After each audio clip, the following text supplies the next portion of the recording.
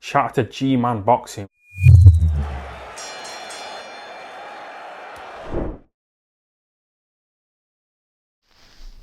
Alright people, midweek report time.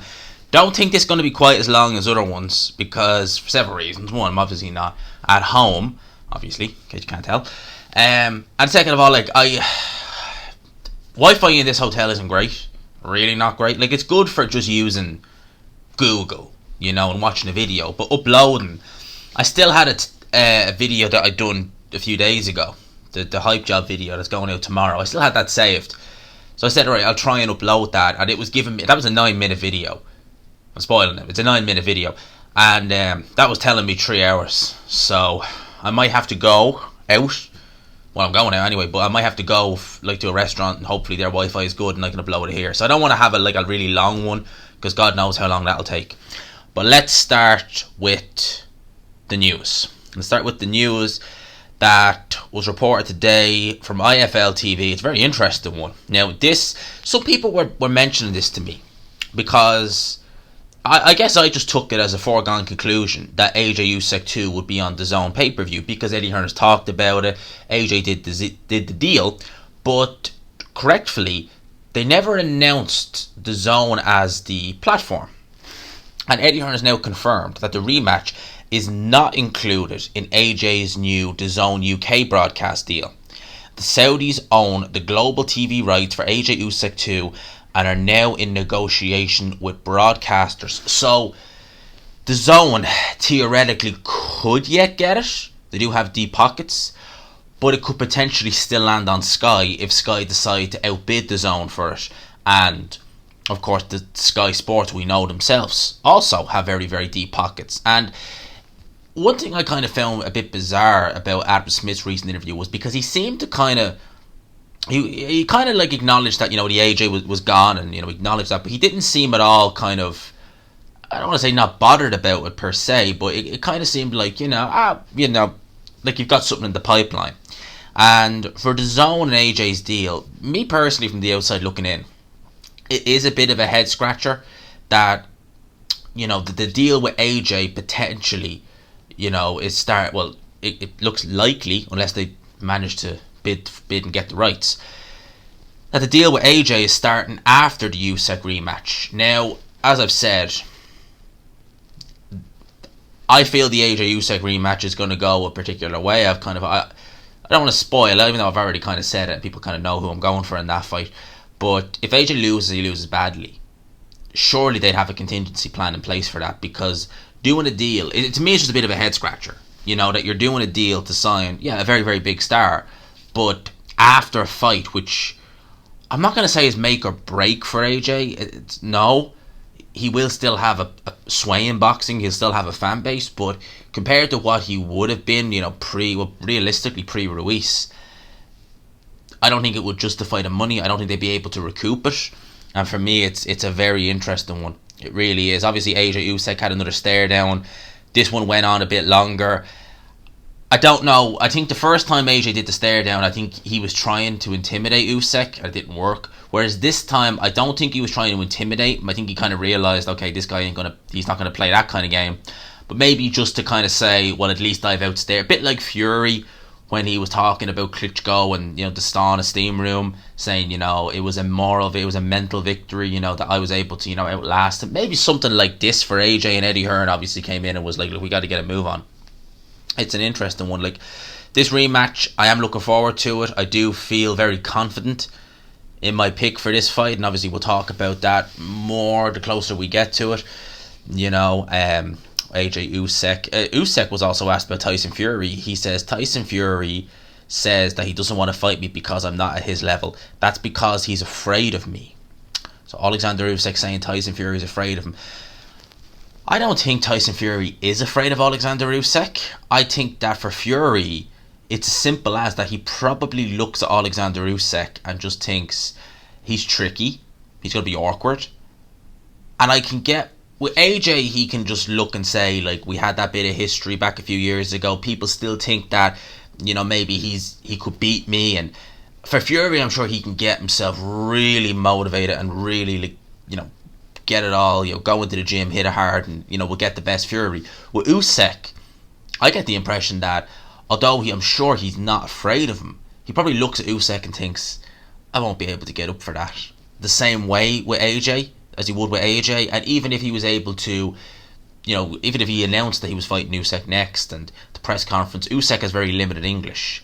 So a lot of, and Fury, the master of the mind games, could he get to Usyk? Could Usyk turn the tables on Fury from a mind games point of view? A lot of questions there, in that regard. But I genuinely think that it's nothing to do with Fury being afraid of Usyk. I think Fury would fight, anybody, But I think that for him, it's a case of high risk. Am I up for it? If I get, an extremely huge amount of money, potentially yes. But for now, probably not. In terms of some of the other news, we'll get off that. Now, Canelo Alvarez has been not best pleased with Ryan Garcia, it has to be said, for the simple reason is that Ryan Garcia actually picked Triple G to beat him. He said he's just mad, he's no more in the team, but he's a little kid. My advice, focus on your career, win a world title first, then talk to people about other people, because you've achieved nothing. There's a bit of it's a weird one, like Ryan Garcia and Canelo. Like, does anyone remember when, I think it was before Garcia fought Campbell, Canelo greeting Garcia backstage, real happy for him. He was in, obviously, Team Reynoso at the time. Whereas now, I think that there is a lot of animosity there, maybe stemming from Ryan Garcia, because Canelo, say what you want to say about him, consummate professional. For Ryan Garcia, I've never seen Ryan Garcia out of shape, ballooning up to, crazy, Tyson Fury-esque, or, turning up at press conferences drunk like Errol Spence and things like that. But for Canelo, it's just 24/7, live the life. Whereas Ryan Garcia, I get the impression he enjoys the bit of stardom he has, and he likes that, and he likes that life more than he likes the boxing life. And Canelo, obviously, before Ryan Garcia left Eddie Reynoso, Canelo was kind of hinting at that. He was kind of putting Garcia, on notice, saying, hang on a minute, you're not, if you want the best training, if you want Eddie to put the most time into you, you got to be in the gym from morning till night. And I guess Ryan Garcia, obviously, now that he's moved on from there, now he's with Goose, and is maybe looking at that and thinking, why, who are you to tell me? Obviously, Canelo has achieved crazy amounts in his career, way more than Garcia ever has. And Garcia, as Canelo says there, he's not even won a world title yet. And will he? I mean, like, Devin Haney is the guy in the division. I think he'll get by Kambosos. I wouldn't pick Ryan Garcia over Devin Haney personally. I wouldn't rule him out. I wouldn't say that he can't beat Devin Haney. I wouldn't be picking him, though. I wouldn't be picking him. In terms of some of the other news, Tommy Fury has revealed that he's been denied entry into the US for the Jake Paul press conference, which is putting that fight in major doubt. So Tommy Fury, not allowed in the US, like his brother Tyson, and like several others, Ben Davison, Kugan Cassius, Matthew Macklin. I wouldn't have thought, just from the outside looking in, I wouldn't have thought Tommy Fury would have, been, that close with El Chapahan or anything like that, or, the fact that what's going on with him would have impacted. I can see how it would have impacted Matthew Macklin, definitely. I can see how it would have impacted people like Ben Davis and Kugan Cassius. Tyson Fury has, spoke very highly of El Chapahan, but I don't think I've ever heard Tommy Fury even hint at him or mention him. But what could be the case here, now it could be, but I don't know this for a fact, it could be a case of that if you were an MTK fighter, I'm just trying to think, have I seen, like, MTK had a lot of fighters, I'm just trying to think, has any of them been to the States recently? If that's the case, then it could be a case of it's just a blacklist of fighters who are part of MTK Global, or were part of it, I should say, managed by them. If that's the case, then that's a lot of fighters who are not allowed entry into the US. Some people are saying that this is Tommy Fury trying to get out of the Jake Paul fight, that he had cold feet in December and he still has cold feet now. Maybe he feels that it's a different kind of pressure, If it was Tommy Fury going in there against, a real top tier light heavyweight, or a very, very good light heavyweight, who was a proven light heavyweight, he'd have pressure on him, of course. And Tommy Fury hasn't impressed me as a pro, but if he went in there against another fighter, a proven fighter, and he took an L, probably wouldn't be the end of the world. But going in there against someone like Jake Paul, who's not, like, obviously he's training like a boxer, but he's not got a boxing background. He's a YouTuber. Going in against someone like him and losing, that's got to be a hard one to swallow. And Tommy Fury is someone who I've long since suspected, well, he's not as good as his brother Tyson. That's just clear to see. But I don't think he has the hunger for boxing. I think that Tommy Fury has the hunger for being a celeb, piggybacking and snowballing off the Love Island, his relationship with Molly May. I think that the boxing kind of thing is what he does to keep John happy. And maybe the fact that, Tyson is his brother, maybe he feels that, I have to, because it's part of the family almost. I kind of have to do it. It's a bit like, say you've got a family run business. There's always, I've seen this a lot over the years in my life, like there's always like one son who's like, I don't want to be part of the business, but I will go along with it just because it's a family thing, but I'll always be looking down other avenues, if you get me. Maybe that's the case with Tommy Fury, maybe. But I like the Jake Paul fight. I think it's a fun fight, and I would like to see it. I hope again it doesn't get cancelled and doesn't get binned, because who would they get for Jake Paul? He's already fought Tyron Woodley, he's fought that guy Ben Askren, he's fought a footballer. I was hearing Ade talk about it, and he's right. The logical next step is to fight a boxer. That's the logical next step. And him against Tommy Fury, I mean, it would do good numbers. Fury with his Love Island fan base. Jake Paul is, a massive star on YouTube, and his reach is even further than that. So I wouldn't mind seeing it. I think it'd be entertaining. I really do. This one kind of came out of left field. Mikey Garcia announced his retirement from boxing at the age of 34. It just literally, I think he just changed his Instagram status to retired. So Mikey Garcia, Mikey Garcia, tremendous fighter in his prime. Towards the end of his career, you could tell that the hunger wasn't really there for boxing. It was more to just make as much money and get out. And obviously finishing his career off the back of a loss to Sandor Martin, someone who, the Mikey Garcia of 2018, although Mikey Garcia's best weight was lightweight, you would say, not welterweight, even though that was at 140 pounds, you would favour him over a Sandor Martin. Mikey Garcia at 135, the fight I would have loved to have seen for him more than any would have been him versus Lomachenko.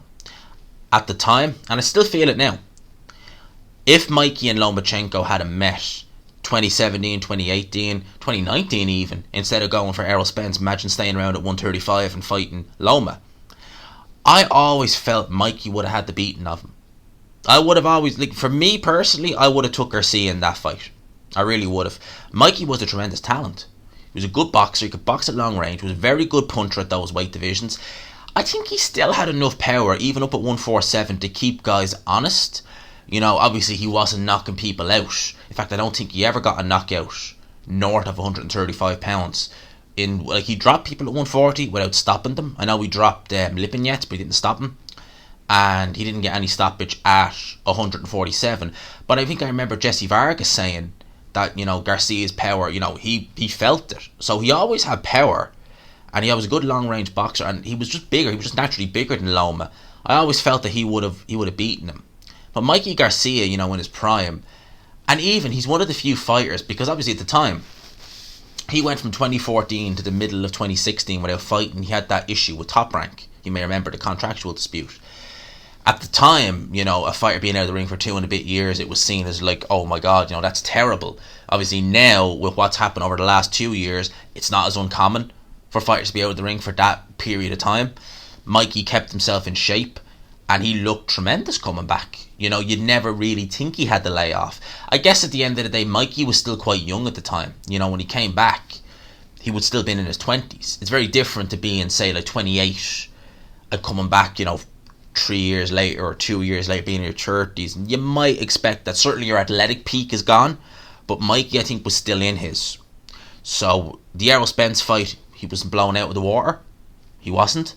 Obviously he lost that fight, completely lost it. Lost every round nearly. But it wasn't like he was taking a sustained beating and he was on the verge of, he wasn't like he was holding on, just thinking, let me get to the final bell. It's never really like that. But Mikey Garcia leaving boxing, right now, I think that's best for him, because over the last year, even before the Martin fight, he seemed just kind of 1 foot out the door. You've seen him in interviews and he looked big. And I don't mean big in terms of lifting weight, he just looked overweight. So I guess the hunger for boxing certainly is long since gone. Naoya Inoue, his goal is to be undisputed this year and have a fight against Paul Butler. No disrespect to Paul Butler, but I think he gets absolutely massacred by Naoya Inoue. I mean, this is a guy who got dropped, came in overweight, and was beaten from pillar to post against Emmanuel Rodriguez. Styles make fights, yes, but Inoue took care of him in 2 rounds. Paul Butler has fought several guys that Inoue has fought, like that French guy, what was his name, something Yvonne or something like that, Bordeaux or something like that. Inoue blew him out in a couple of rounds. Competitive fight. Paul Butler went the distance with him, and that was after the Inoue fight as well. So my heart goes out to Paul Butler in that one. Joe Joyce hitting out at Joseph Parker, obviously not happy with him. Ben Shalom has been talking about the possibility of Joseph Parker having a fight with Deontay Wilder. Can't see that happening, to be honest with you. Deontay Wilder's also being a man who's being called out by a few fighters. Now, we've seen Frank Sanchez come out and call Deontay Wilder out, saying that he'd like that fight. Frank Sanchez is another fighter, actually, funny enough, who's actually left Team Reynoso. He was part of Team Canelo. He was trained by Eddie Reynoso. I thought, Frank Sanchez looks, and I still do, I think he's a dark horse, a real dark horse in the heavyweight division. I think he's a great fighter. Some people don't like him because he's a bit boring. He's not the most entertaining in the ring. And I get that, he definitely isn't the most entertaining heavyweight you'd ever seen. But in terms of his talent, he is someone who, even if you look at Tyson Fury, I'd pick Tyson Fury over him. But that style, the speed, the movement, that could give someone like Tyson Fury a lot of bother. Frank Sanchez is a real dark horse in the heavyweight division. He really is. I think he's a legit top 10 as well. Him against Wilder. I think Wilder, when he comes back, he will be looking to go down the road of Andy Ruiz. I think he'll look to fight the Ruiz-Ortiz winner. I suspect it's going to be Ruiz, because we don't want to see Wilder-Ortiz 3. Maybe he'll have a fight against someone like Helenius coming back. Helenius is dangerous. He can punch, but he's never been the easiest to miss. Never had the best chin, and Wilder always has the punching power. So Frank Sanchez with Goosen now is interesting, because that's Frank Sanchez and Ryan Garcia who've gone to Goosen. And Joe Goosen, is known for his aggression. His fighters tend to be quite aggressive. He's alright, I guess, as a coach, but him or Reynoso, who would I prefer if you gave me, obviously stylistically, I think that Reynoso is quite good for Frank Sanchez, unless there's an issue there. Maybe he's given all his time to Canelo. I don't know, but that's what's happening with Frank Sanchez. We carry on. Is there anything really else? Obviously, Jesse Bam Rodriguez. Obviously, Eddie Hearn must have listened to my video the other day, because a long-term deal now confirmed with Jesse Bam Rodriguez. Tremendous fighter, tremendous talent. Wins over Soren Vasai and Carlos Cuadras in his last 2 fights. You can't really... Jesse Bam Rodriguez is tremendously talented. So, looking forward to seeing who he's in there with next. And on July 30th, so not too far away, Commonwealth and European Cruiserweight title on the line. Bill Smith versus Isaac Chamberlain in Bournemouth. So in Bill Smith's backyard. So be on Sky. Ben Whittaker will also be on the undercard of that fight. That's an interesting fight. Bill Smith got a good win there last time over Tommy McCarthy. I think that he could have done that in the first fight, truth be told. The way he was able to win it so emphatically. I think he could have done it in the first fight, but he let McCarthy into that fight too much, if you know what I mean. So I think that he showed the adjustments in the second fight against Chamberlain. Chamberlain's a very good fighter, and I think a lot of people sleep on Isaac Chamberlain a bit. For me, I have him in this fight. I think he takes this fight. I really do. I think he beats Bill Smith. I think Chamberlain is criminally underrated. I really do. I think he's criminally underrated as a fighter. Maybe because he's never looked remarkable in terms of punching power and stuff like that, but I think Chamberlain has actually... I think he's criminally underrated. I think he takes this fight personally. I really do. I think he might actually take this fight in terms of winning. Now, will he stop Bill Smith? I doubt it. But in terms of a points decision, it's going to be difficult because, I'm just saying that neither guy is really a sky fighter. I think this is a one-fight deal for Bill Smith. But it's in Bournemouth. There's a good chance, that they'll have a very pro Bill Smith crowd and that could influence the judges. But if it's fair, man, I'm taking Chamberlain to win that fight. In terms of everything else, I'm going to leave it here. Hopefully we can get this uploaded. It won't be any issue and it can go straight up. No issues asked. So hopefully, fingers crossed. For now, I'll leave it with that. Hope you enjoyed it. Smash the like button if you could. Hit 8k there on Tuesday morning. Already at 8,055 subs. So just not stopping. I'm delighted with that. I'm so happy with that. Thank you to everyone who's locked in, who's joined. And yeah, next milestone, 9 followed by 10. That's the goal. For now, lads and lads, I'll talk to you. Peace.